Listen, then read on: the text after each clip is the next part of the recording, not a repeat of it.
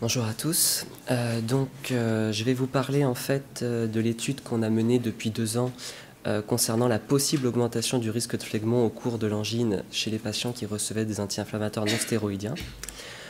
Un bref rappel, les patients qui viennent parce qu'ils ont un tableau d'angine, typiquement, ils ont mal à la tête, ils ont mal à la gorge.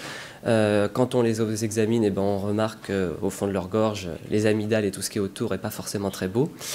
Et occasionnellement, ils ont même mal aux oreilles, voire des vomissements.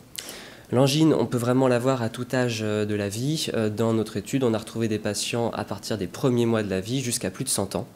On considère que, grosso modo, 80% sont virales et 20% sont bactériennes, sachant que chez les enfants, le taux de bactériennes est un peu plus important, et bien sûr, il est un peu plus faible chez les adultes. Et ça représenterait environ 9 millions de consultations par an en France. Au cabinet, on a un moyen de dépister lorsqu'il y a des angines bactériennes à streptocoque du groupe A, le test de dépistage rapide qui en un petit peu moins de 5 minutes permet de faire le diagnostic. Les autres tests de dépistage, notamment le prélèvement nasopharyngé, sont quand même relativement peu utilisés en médecine ambulatoire. L'angine virale, elle, se traite uniquement par un traitement symptomatique. Le patient va guérir de toute façon tout seul en quelques jours. Quant à l'angine bactérienne, en plus du traitement symptomatique, lorsqu'il y a du streptocoque du groupe A, l'amoxicilline reste recommandée en première intention. Alors, parmi les complications de l'angine, il y en a 2 qui deviennent de plus en plus rares en France métropolitaine, qui sont le rhumatisme articulaire aigu et la glomérulonéphrite aiguë. Et puis, il y en a une qui est toujours aussi présente et dont on parle finalement de plus en plus, qui est le phlegmon périamydalien, qui, dans 90% des cas, succède à une angine, et dans 10% des cas, est dit de novo. Alors, de novo, parce qu'il y a des discordances entre les auteurs, certains considérant qu'il apparaît en même temps que l'angine, et d'autres considérant qu'il vient carrément d'autres pathologies, comme par exemple la rhinopharyngite. On estime que 0,1 à 0,3% des angines vont se compliquer d'un phlegmon. Les facteurs de risque, quant à eux, identifiés le sont avec un faible niveau de preuve et sont le tabac, l'âge compris entre 20 et 39 ans, et également le fait d'être de sexe masculin. Alors, dans tout ça, justement, la question, c'est quelle est la place des anti-inflammatoires non stéroïdiens dans l'angine? En effet, plusieurs études se sont penchées sur les symptômes de l'angine, et notamment la fièvre et la douleur, et les différentes études qui se sont attachées à ça ont quand même montré que les anti-inflammatoires non stéroïdiens, et notamment l'ibuprofène, étaient supérieurs au paracétamol sur le management des symptômes. Alors pourquoi on se pose tellement cette question? Parce qu'en France, ils sont contre-indiqués, que ce soit par la Société française d'ORL ou par celle d'infectiologie, car ils favoriseraient l'occurrence de phlegmon périamydalien. Ce qui est intéressant, c'est quand on regarde ce qui se fait un petit peu ailleurs, notamment aux États-Unis, au Royaume-Uni comme en Italie, en fait, on se rend compte que les anti-inflammatoires non stéroïdiens sont recommandés, y compris pour les angines à streptocoque du groupe A, sachant que ces recommandations sont essentiellement basées sur leur efficacité et pas tellement sur leurs effets secondaires. Donc du coup, l'objectif de notre étude, c'était vraiment d'évaluer si la prise d'AINS lors d'une angine impactait ou non le risque de survenue d'un phlegmon. Pour ce faire, on s'est rapproché de la Société française de médecine générale, qui a une base assez importante reportant 6 millions de consultations qui ont été recueillies de façon routinière par un peu plus de 120 médecins généralistes. Ces consultations, on avait à peu près tout ce qui s'était passé, c'est-à-dire les diagnostics, les prescriptions qui étaient faites et les autres décisions thérapeutiques qui en découlaient. La base a tourné grosso modo de 1995 à 2010. Et dans notre cas, nous avons inclus tous les patients qui s'étaient présentés en consultation pour une angine. Donc, on a recueilli pour chaque patient l'âge, le sexe, la période de consultation, c'est-à-dire janvier, février, mars ou avril, mai, juin, etc. Et on a regardé les prescriptions, notamment d'AINS, de corticoïdes et d'antibiotiques.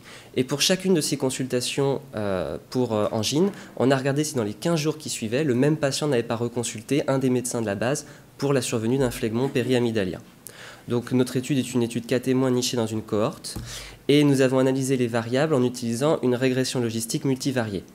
Alors ces variables étudiées ont donc été l'âge, le sexe, la prescription d'anti-inflammatoires non stéroïdiens, celle de corticoïdes, d'antibiotiques et la saison de consultation. Alors nos résultats, c'est qu'on a inclus 105 802 angines et qu'on a observé parmi ces patients 48 phlegmons. Quand on observe les résultats, on a grosso modo des taux similaires en termes de répartition hommes-femmes, 44% d'hommes, 56% de femmes dans les deux groupes. On a également, comment dire, des prescriptions d'antibiotiques qui sont relativement similaires, aux alentours de 56 à 58%. En revanche, on a des différences. Chez les patients qui ont consulté pour angine, on avait, comment dire, 22% qui se sont vus prescrire des anti-inflammatoires non stéroïdiens.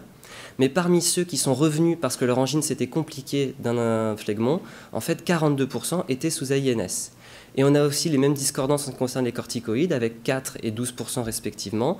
Et également, en ce qui concerne l'âge, les 20 à 39 ans étaient surreprésentés dans le groupe de ceux qui avaient fait une angine compliquée d'un phlegmon par rapport aux patients qui avaient simplement fait une angine. Du coup, grâce à l'aide d'une statisticienne, Cécile Souty, on a du coup fait une analyse en fait multivariée. Le principe, c'est qu'en fait, chaque fois qu'une variable paraissait significative, on l'avait inclus dans l'analyse multivariée pour voir si ces variables n'avaient pas une dépendance entre elles. Et donc, on a trouvé 3 variables qui étaient statistiquement significatives.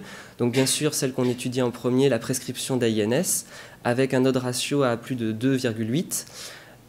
Également, comment dire, le fait d'avoir un âge compris entre 20 et 39 ans avec un odds ratio à 5,6 et enfin la prescription de corticoïdes qui était avec un odds ratio de 3,1. En revanche, on n'avait pas de significativité en ce qui concernait la prescription d'antibiotiques, la saisonnalité ainsi que le fait que ce soit un homme ou une femme. Donc en fait, quand on a fait bien sûr aussi une grande revue de la littérature et on s'est rendu compte finalement que c'était une des premières études qui s'était intéressée à l'impact des anti-inflammatoires non stéroïdiens au cours de l'angine sur le risque de survenue de phlegmon. Les principales forces, elles viennent de la base OMG, puisqu'on a des effectifs qui sont quand même très importants, avec 105 802 angines. Le fait que finalement, il n'y avait pas de démarche particulière à faire pour les médecins, puisque l'intégralité des consultations était automatiquement transmise à la SFMG, donc pas de perte de signal à ce niveau-là.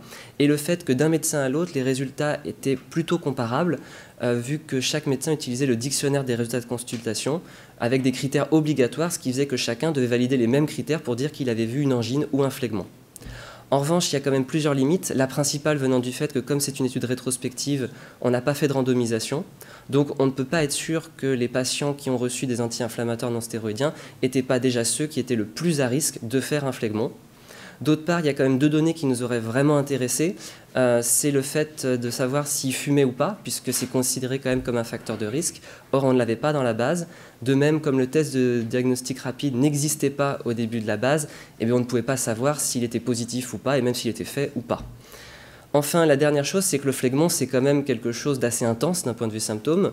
Et donc, beaucoup de patients, lorsque leur angine s'est compliquée d'un symptôme, d'un phlegmon, on peut penser que la puissance de la symptomatologie les a fait consulter directement aux urgences. Or, la base de données de l'OMG n'est pas connectée au service d'urgence. Donc là aussi, on peut avoir une perte de signal. En conclusion, dans notre étude, effectivement, on a une association statistiquement significative en ce qui concerne les anti-inflammatoires non stéroïdiens et les phlegmons, mais bien sûr, on ne peut pas conclure et extrapoler de façon générale. On peut néanmoins penser que ça puisse augmenter le risque de phlegmon au cours de l'angine, notamment chez les patients âgés de 20 à 39 ans. Cependant, il faut quand même modérer ces résultats parce que le phlegmon est une pathologie qui est quand même très rare. On considère que c'est 0,1 à 0,3% des angines.